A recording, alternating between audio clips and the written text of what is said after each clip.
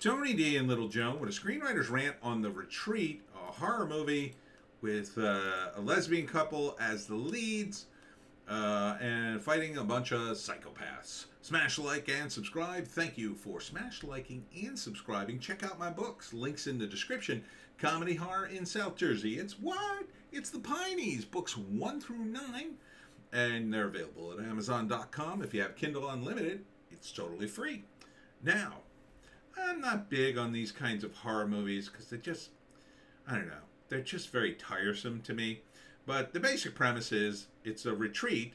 So this couple of lesbians goes up into the mountains for a retreat, and they're being watched the entire time. And they get there, and there's weird stuff. There's somebody else's clothes have been left behind, and food that's rotting. And they're like, why the hell is this place still got stuff from the last people? And they have a picnic, and they're being watched. They keep seeing people at the edge of the woods. And then at some point, they try to run back to the cabin, and they get caught in a bear trap. And one of them does, and then the other one gets knocked out by a guy with a gun. They take him to a terrible dungeon where they're going to torture and kill people, all on video, because it's a team of psychopaths, and this is what they do, and it's sadistic and cruel. And then they turn the tables, and then they fight them. Yeah, I don't like these movies because they're just sadistic and cruel. They're not very clever. There's no real reason these people do what they do other than they're psychopaths, and that we need a movie written by Allison M. Richards, directed by Pat Mills. I guess back in the 70s when the first Leatherface came out, you could argue, wow, that was kind of new and interesting. What is it? It's a horror movie. And I get it. Look, it's a low budget thing. It takes place in the woods, and there's all this made up drama. I don't know. To me, there's nothing at stake here other than how crazy are the people who are trying to kill them. That's it. That's the only thing. And as I said before, screenwriters, if you base anything on crazy, it's probably a bad idea. Unless you've got a movie about someone struggling with mental illness or a drama, something like that. When you're talking about a horror movie, when you have a crazy protagonist, you can pretty much do whatever you want. And it's very lazy in my view. So, and look, I hate to knock just this movie. It seems like a low budget movie. They call it revenge horror, kinda. But, and yeah, you could say, well, they have a motive. They're putting this online. Have you seen many channels where people get murdered online on a regular basis, and they continued for years, and then, oh yeah, finally the authorities shut them down because 2 of the people escaped and called them? No, that's not realistic. What happens is, yeah, some crazy people murder people. Maybe those videos end up online. You might see one, and on some dark website somewhere, but it's not. This isn't like The Purge. We don't live in the Purge times yet. So this is a Canadian horror movie. Let's see. Released in the UK the 20th of June. Released in Australia and New Zealand the 22nd of June. 2022's most brutal revenge thriller. Oh, here's the synopsis. Renee and Valerie leave the city to spend a weekend at a remote cabin in the woods, but when they arrive, their friends are nowhere to be seen. Oh, okay. So their friends are also kidnapped. And they are suspicious of the locals. The only way out is to fight. Yeah, I'm not seeing it. Sorry. First act, they go up to the retreat. At first, everything seems great, but some of their friends' stuff is there. Maybe there's some food there that they throw out, and there's weird stuff, but for some reason they stay, and they can't get a hold of their friends, so they decide to stay anyway, and they keep seeing people at the edge of the woods, and at some point they get kidnapped by these people, because the blonde girl steps in a bear trap, and the other one gets punched in the face or knocked out or whatever. Okay. So then they wake up in the dungeon, and we're in Act Two. And now, they do all these horrible things. They've got their other friends, and they're torturing them horribly, and they probably kill one or two of them. And then it's like, they're going to kill us. Oh, we've got to fight. So they break free. They come up with a plan. They get out. They get some guns. Maybe they escape, but then they decide, no, we're going to go back and kill them. That would be slightly different, I guess. Or they decide they have no other choice but to kill them because they're still trapped on the property or whatever, or they have to go back and save their friends, or they have to go back and avenge their friends. And the third act, they kill them. I mean, what else is going to happen? You think the end of this movie is they both die? I doubt it.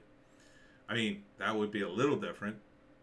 I think you could probably find a horror movie that ends that way, but it's just, I don't like the contrivance of, well, there's a bunch of crazy people in the woods, and they lure people up there, and then they kill them and torture them.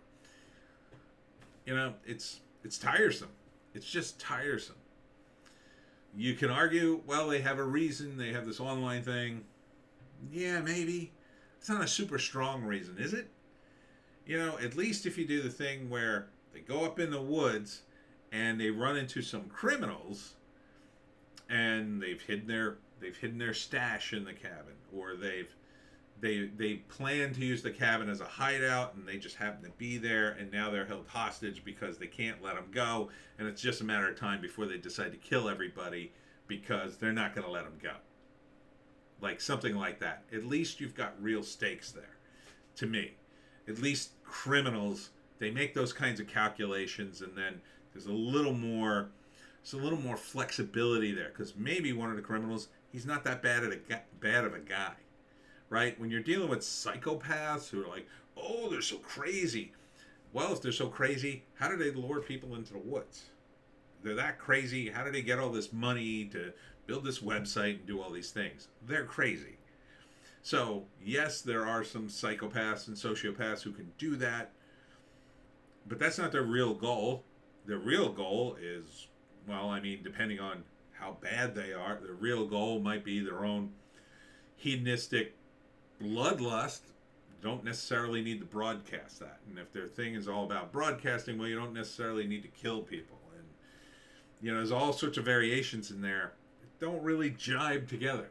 Unless you're making a movie and you need that excuse because you need that heightened sense of like, well, we gotta have guns and murder people, because otherwise, why are you gonna watch this thing?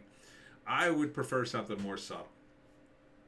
You know, it's a good title, it's a good logo, The Retreat, but you know, even just something where, you know, you had a different kind of character who maybe doesn't initially intend to kill the women, but something happens and he snaps and then he decides to. Something like that could be interesting too, because it could be the kind of thing, well, this is the first time this happened. And he's decided to kill them for reasons that he's very disturbed, let's say. Let's say you had two cabins, right? And these women are in the first cabin with their friends, and there's a strange hermit who lives in another cabin. And at first, they're just apart, maybe they spot him or whatever, and then they go up to his cabin and they bother him, and he warns them, get off my property, I need to be alone. And you know, he has maybe a garden or something very precious to him that they end up wrecking because they see it as very innocuous, and he snaps. Like, at least you would have an interesting character study about a guy unraveling. This is just, you have to assume these psychopaths are so crazy, they love torture and murder and internet, and they're going to do this again and again and again. They've got like 1 million bodies out back. To me, it's not that realistic. It's been done before. It's like hyping up the stakes too high. You can lower the stakes in the scenario I just described, and to me, that's much more interesting, right? Like a guy snapping for the first time. You don't know what's going to happen. You're watching this movie going, he might kill them, but he might not. He may hurt them. He may burn down their cabin. He may just kill himself, like if he was that crazy. But instead, you've got the typical, like, ha ha ha, smile for the camera. That's very horror movie trope, right? You know, that's very like the guy who used to play the clown in Rob Zombie movies. I forget his name. He passed away not too long ago. Um, you know, it's horror in the sense of this big giant horror thing, but it's not very subtle or nuanced. It's not, to me, it's not very interesting. It's just more blood and guts. And if there's not at least a little bit of a story there, why am I going to see this? I can watch any movie about a bunch of psychopaths. I can watch The Hills Have Eyes. I can watch The People Who Live Under the Stairs. I can name like 10 movies off the top of my head. And I don't even watch those movies. I don't really like them all that much. Sometimes I watch a horror movie. To me, The Witch is a good horror movie. It's a great setup because they're isolated in the woods. They're isolated in the woods, but it's more artificial. Where does this take place? We have woods in New Jersey. We have the Pine Barrens.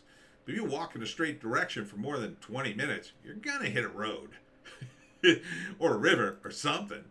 So, and I hate to pick on this movie, but I see so many of these.